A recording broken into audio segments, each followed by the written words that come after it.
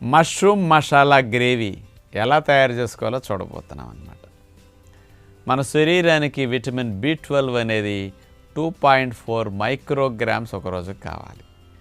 ఈ B12 vitamin మన బాడీకి అండి 1.4 micrograms B12 vitamin body recycle చేసి మళ్ళీ తిరిగి వాడుకుంటుంది. చచ్చిపోయిన కణజాలాన్ని అందులో ఉండే B12ని తిరిగి రీయూజ్ చేసుకుంటుంది. మీ ప్రేగులు హెల్దీగా ఉంటే బెనిఫిట్ వస్తుంది.